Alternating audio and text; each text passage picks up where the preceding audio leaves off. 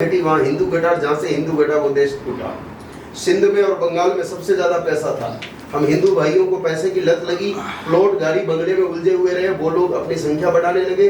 गाय जैसे जैसे कटती है वहाँ हिंदू घटता है, एकदम परफेक्ट बात है। परिणाम सिंध अलग हुआ, पाकिस्तान बन गया, बंगाल के टुकड़े हुए, बांग्लादेश बन गया।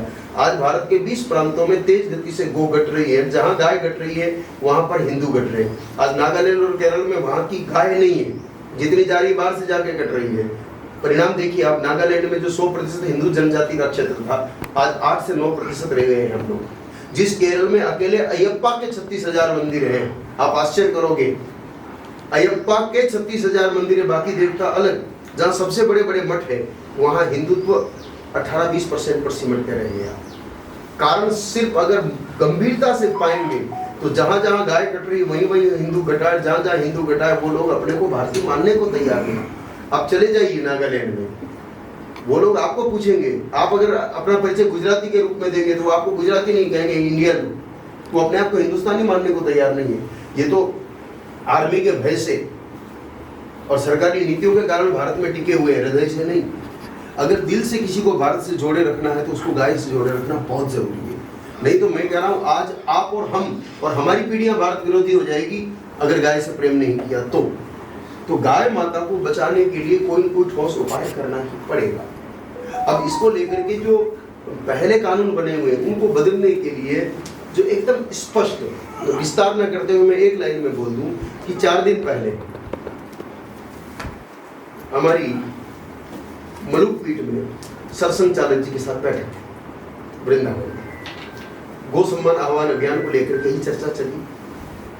चर्चा के बाद मंच से उन्होंने एक स्पष्ट संदेश दिया कि मैं व्यक्तिगत रूप से कहता हूं और मैं व्यक्तिगत रूप से जानता हूं कि सरकार के मन में है कि ये काम करना है, लेकिन 10 तरह की बातें बीच में है। उन बातों का समाधान एक ही रास्ते से हो सकता है कि जन जागरण हो और बहुत बड़ी संख्या में इस बात की मांग उठे कि संपूर्ण भारत में गोहत्या समाप्त होनी चाहिए, तभी ये संभव है, अन्यथा संभव नहीं है। ये उन्होंने स्पष्ट बयान दिया है आप लोगों के पास न्यूज़पेपर के माध्यम से, क्योंकि भारत की कई भाषाओं में के अखबारों में वो बयान छपा है, कई न्यूज चैनल ने वो बयान को प्रसारित किया है, आप लोगों तक भी निश्चित रूप से वो पहुंच गया होगा। तो सीधी सीधी बात है कि सरकार करना भी चाहती है। अब एक बात आमतौर पर आप लोगों को, विशेष रूप से वल्लभ भाई को खूब सामना करना पड़ता होगा उस क्वेश्चन का कि जब हिंदुत्व की सरकार है तो करती क्यों नहीं, क्या उनको नहीं पता है? अरे भाई पता है, लेकिन जो प्रॉब्लम है उसके सॉल्यूशन के बिना सरकार नहीं कर पाएगी। उनकी मजबूरियों का समाधान है समाज का जागरण। बिना समाज के, सीधी सीधी भाषा में कहें तो जब तक भारत के 40 करोड़ हिंदू उठ करके ये मांग नहीं करेंगे कि हमारी 78 वर्ष की प्रतीक्षा को समाप्त करिए और भारत को गोहत्या के कलंक से मुक्त करिए, तब तक सरकार इसमें कुछ भी करने का सामर्थ्य नहीं रखती है। राम मंदिर इसीलिए बन पाया कि समाज उठ के खड़ा हुआ था। धारा 370 हटे, ये पॉसिबल नहीं था। 5 दिन पहले मैं श्रीनगर में था और श्रीनगर में शंकराचार्य मंदिर पे वहां पर जो आर्मी की टोली है उनके कमांडर ने एक बात कही कि 6 साल पहले मैं ये सोचता था कि यहाँ से कभी भी धारा 370 नहीं हटेगी, ये हमारे लिए अकल्पनीय था, लेकिन हटी है। तो इतनी दृढ़ इच्छा शक्ति वाला शासन इस समय सरकार में बैठा है, ये दोबारा आगे हम लोगों को मिले, ऐसा सौभाग्य मिले तो बात अलग है, बाकी जरूर नहीं। अच्छा, आपको क्या लगता है मोदी जी अजर अमर अविनाशी तो नहीं है?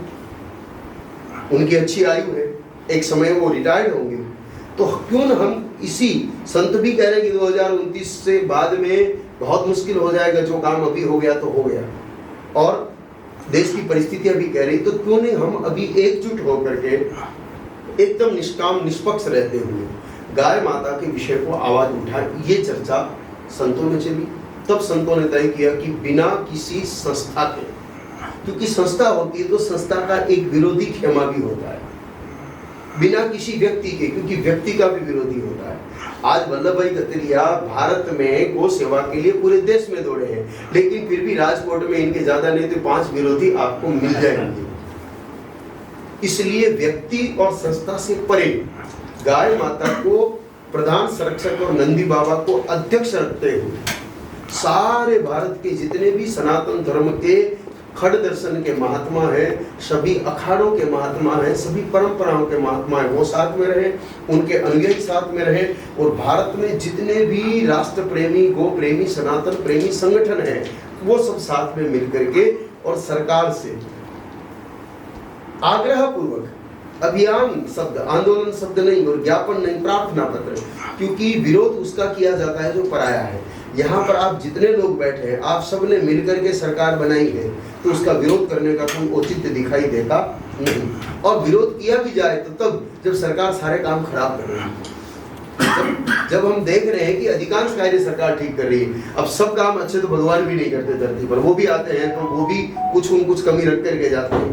तो हम ये सोच ले कि सबके सब अच्छे हो जाएंगे, तो ये पॉसिबल नहीं है। नमस्ते